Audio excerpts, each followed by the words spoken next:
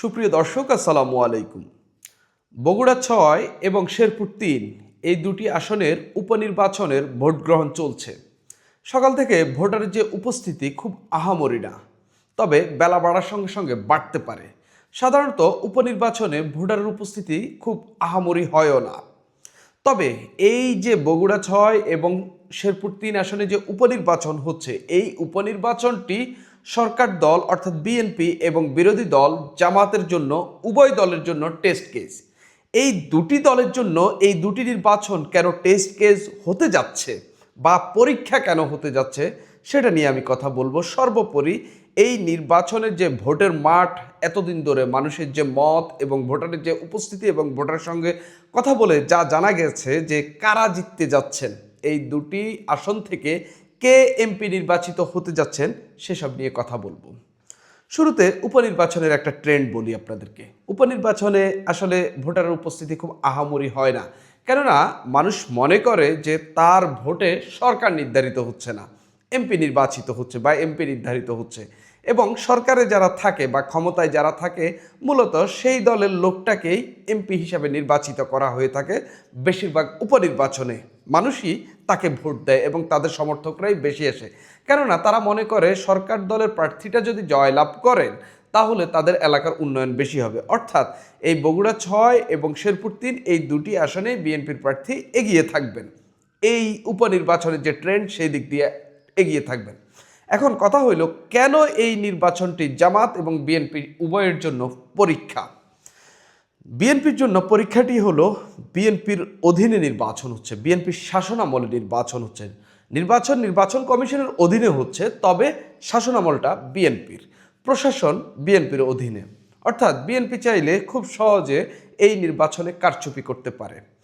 BNP যদি এই নির্বাচনে কারচুপি করে, স্পষ্টত মানুষের কাছে ইঙ্গিত যাবে আগামীতে যে স্থানীয় সরকার নির্বাচনগুলো হবে সেই নির্বাচনগুলোতে কি ঘটতে যাচ্ছে।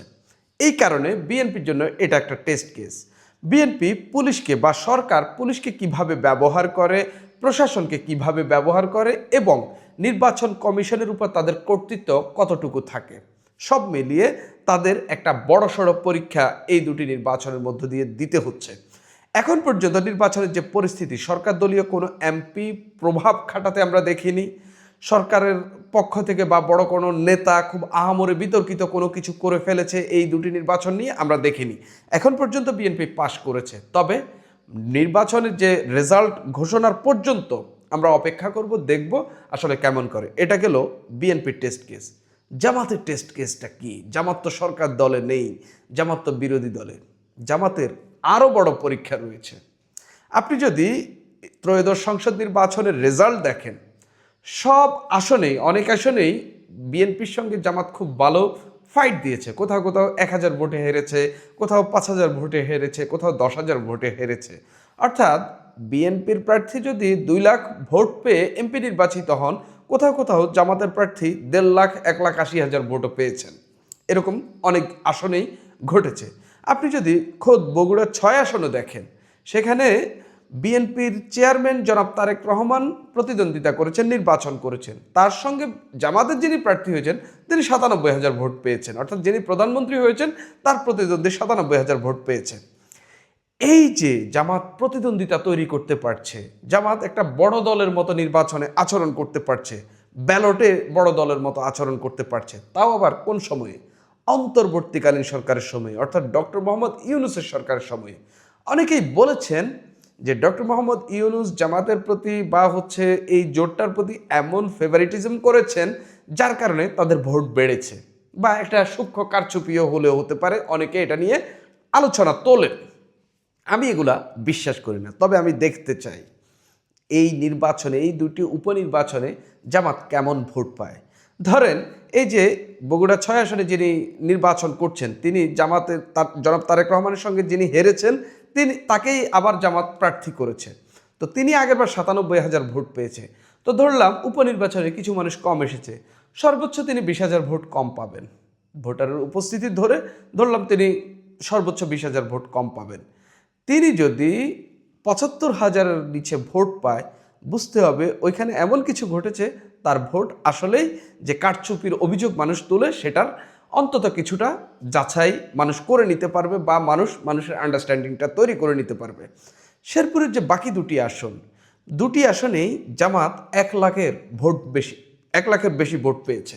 অর্থাৎ শেরপুর 1 এবং শেরপুর 2, একটিতে সম্ভবত 1,27,000, আরেকটিতে সম্ভবত 1,08,000 ভোট পেয়েছে জামাত বা এই জোটের প্রার্থীরা। কিন্তু এই যে শেরপুর 3 আসনে নির্বাচন হতে যাচ্ছে, ধরলাম উপনির্বাচন, কম ভোট হবে, যদি 50,000 ভোটও না পায় ইজ্জত রক্ষা হবে না। আর যদি কোনো কারণে জামানত হারিয়ে ফেলে, তাইলে বুঝে নেবেন যে জাতীয় নির্বাচনে যা ঘটেছে সবটাই কারচুপির উপর হয়েছে।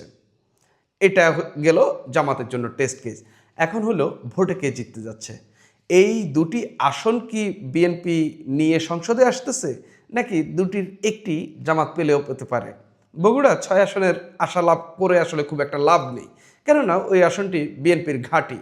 ওইখানে বিএনপি যাকে প্রার্থী করেছেন রেজাউল করিম বাদশা, তিনি আবার বগুড়া বিএনপির সর্বোচ্চ নেতা, অর্থাৎ বগুড়া বিএনপির সভাপতি। তিনি এর আগে বগুড়া পৌরসভার একবার মেয়রও নির্বাচিত হয়েছিলেন। তার ভোট রয়েছে, প্রার্থী হিসাবে তিনি খুবই হেভিওয়েট এবং বগুড়ার ওই আসনের জন্য তিনি মোটামুটি সর্বজন গৃহীত একজন নেতা এবং একজন প্রার্থী। অর্থাৎ সেখানে তাকে হারানো খুবই কঠিন, যেমনটা জনাব তারেক রহমানকে হারানো কঠিন। তাও আবার জামাত এমন একজনকে প্রার্থী দিয়েছে যিনি আবার মাত্র 2 মাস আগে হেরেছে, 2 মাস হয়নি, আরও কিছু কম। এই সময়ের মধ্যে তিনি একবার হেরেছেন, তাকে আবার প্রার্থী করেছে। যদিও জামাতের নেতাকর্মীরা খুব চেষ্টা চালাচ্ছেন, যারা ভোটে জিততে পারেননি জামাতের, যেমন মিয়া গোলাম পরোয়ার, এনসিপি নেতা সার্জিস আলম, তারা সবাই মিলে গিয়ে সেখানে আসলে ভোট বাড়ানোর চেষ্টা করছেন এবং নির্বাচনে জয়লাভ করার একটা প্রচেষ্টা চালিয়ে যাচ্ছেন।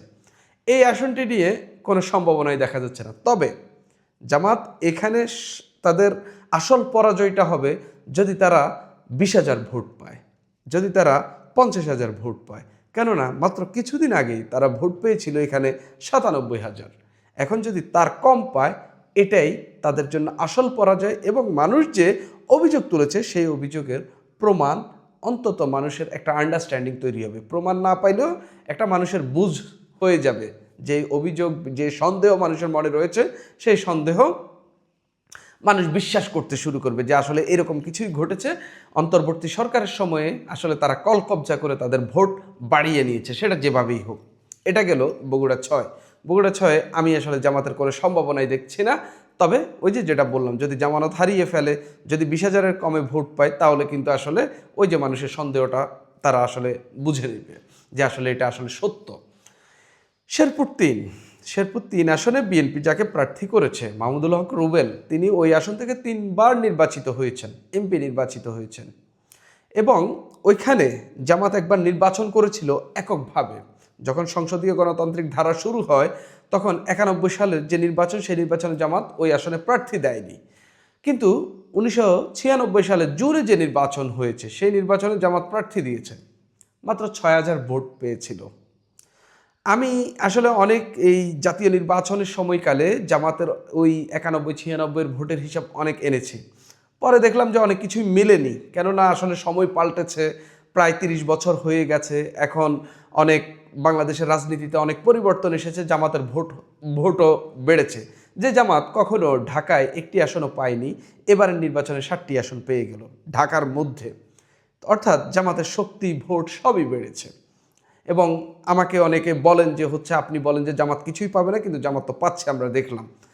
তো আমি মনে করি যে জামাতের যে 6,000 ভোট 1996 সালের জুনে ছিল, এখন সেটা নেই, সেটা অনেক বেড়েছে।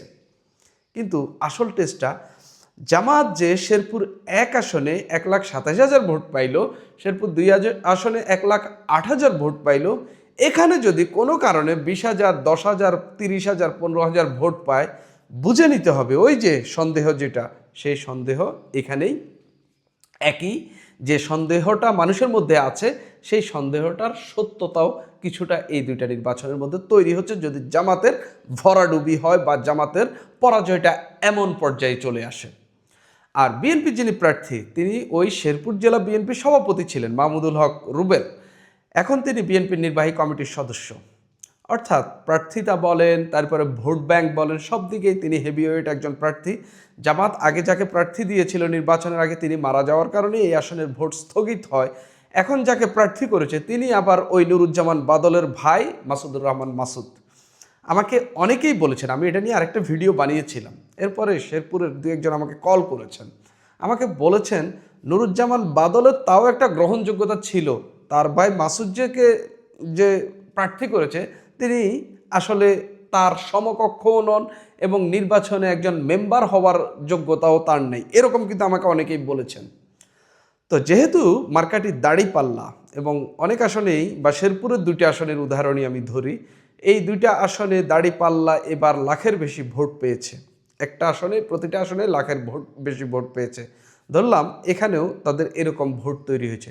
যদি এরকম ভোট না পায়, ধরে নেবেন যেহেতু উপনির্বাচন, মানলাম 10,000 ভোট কম পড়বে, 20,000 ভোট কম পড়বে, 30,000 ভোট কম পড়বে, কিন্তু যদি 50-এর নিচে পায়, যদি 40-এর নিচে পায়, 30-এর নিচে পায়, তাহলে ধরে নেবেন মানুষের সন্দেহটা আস্তে আস্তে প্রকাশিত হচ্ছে সত্য আকারে।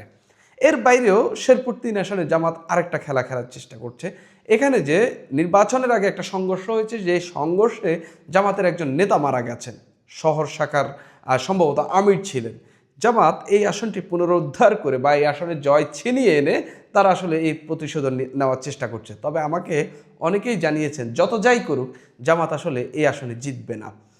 কিন্তু এখন বগুড়া 6 যেটা বিএনপির ঘাঁটি, এখন এখানকার মানুষের যে বক্তব্য এবং আমার যে আন্ডারস্ট্যান্ডিং এবং মানুষের সঙ্গে কথাবার্তা বলে আমি যা বুঝতে পারছি, এখানেও আসলে জামাত জেতার খুব সম্ভাবনা নেই। জামাত জেতার দুটো সম্ভাবনা রয়েছে, যদি জামাতের লোকজন সমানে নেমে এসে ভোট দেয়, পাশাপাশি যদি সেখানকার আওয়ামী লীগের ভোটাররা মনে করে যে বিএনপি অন্তর্বর্তীকালীন সরকার যে নিষেধাজ্ঞা আওয়ামী লীগকে দিয়ে রেখেছিল সেই নিষেধাজ্ঞা এখনও কন্টিনিউ করছে এবং যে অধ্যাদেশ জারি করেছিল সেই অধ্যাদেশটা পাশ করে বিএনপি মূলত আওয়ামী লীগকে নিষিদ্ধ করে রাখতে চাচ্ছে, এবং বিএনপির বিরুদ্ধে যদি আওয়ামী লীগ রায় দেয় এবং সেটা যদি জামাতের পক্ষে যায়, সেক্ষেত্রে সেখানে বিএনপিকে হারানো সম্ভব। এর বাইরে ওই যে বদলা এবং আওয়ামী লীগের ভোট পাওয়া ছাড়া সেখানে জামাতের জয়ের কোনো সম্ভাবনাই কেউ দেখছেন না।